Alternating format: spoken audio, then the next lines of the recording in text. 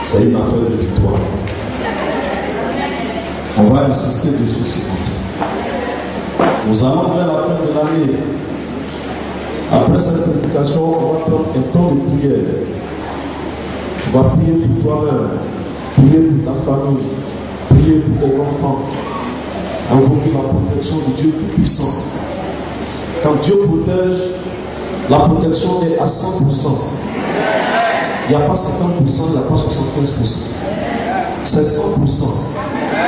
L'homme peut aller chercher la protection auprès des féticheurs, auprès des marabouts. Mais ils se connaissent tous.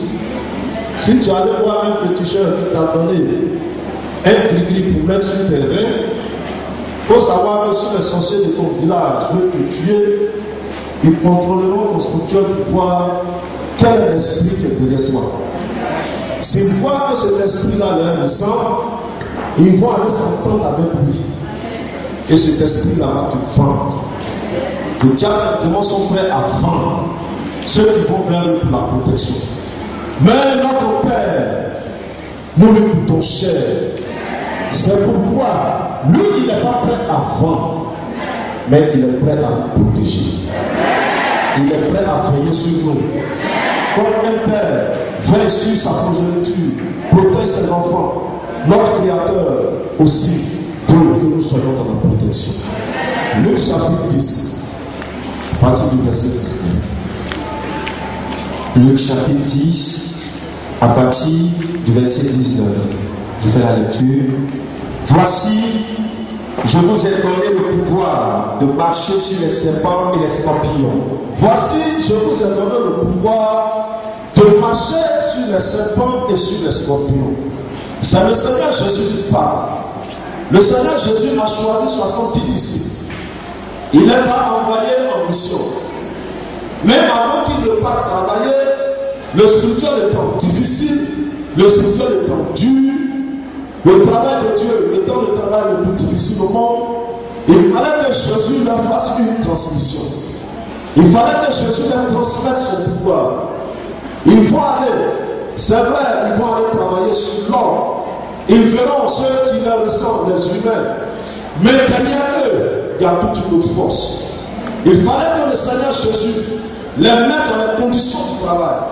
Quand ils sont partis, ils ont travaillé dans le nom de Jésus. Ils ont vu les plateaux marcher.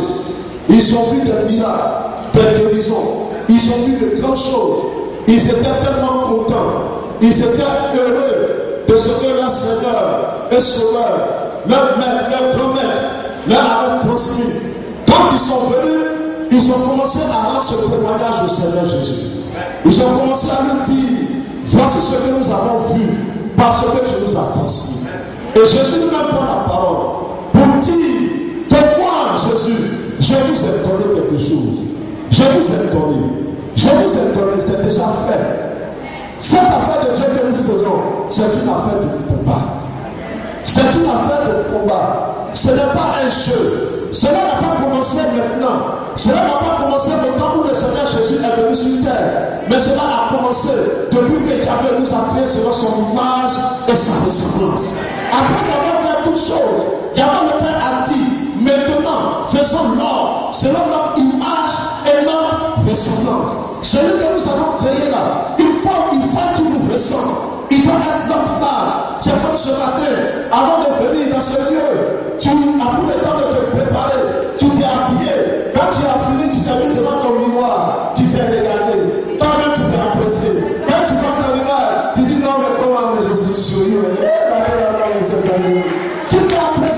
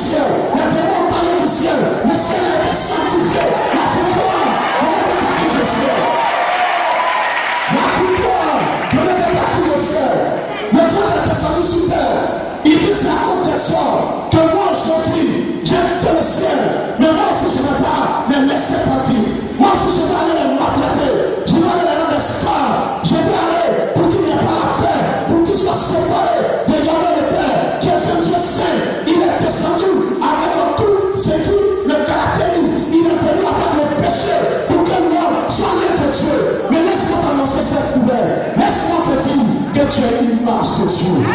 Tu es l'image de Dieu. Tu es saint, mon Dieu tout-puissant. Dis à mon frère, je suis l'image de Dieu. C'est pas ta vie, c'est pour la croissance que Dieu recherche. C'est pas ce que tu vis, mais c'est pour la croissance que Dieu recherche. Dieu dit que son image, pour laisser faire le péché la tomber. Nous les chrétiens, on aime pour faire le péché.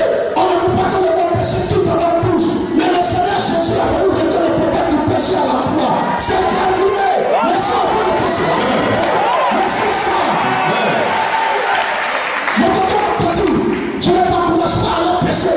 Mais je te dis que cette affaire de Dieu que nous faisons, l'on doit évoluer, l'on doit avancer, l'on doit aller de l'avant, l'on ne peut pas rester toujours derrière, l'on doit aller de l'avant. Mon frère, laisse affaire de péché là. Quand Dieu te regarde, il ne voit pas ton péché, il ne voit pas le péché sur toi, mais il te regarde en tant que sa créature. Il te regarde en tant que son humain. Si tu conçois ça comme ça, les problèmes vont disparaître, les difficultés vont disparaître. On se laisse à part parce que nous ne sommes pas conscients que nous sommes l'image de Dieu. On se laisse faire parce que nous ne sommes pas conscients que nous sommes l'image de Dieu.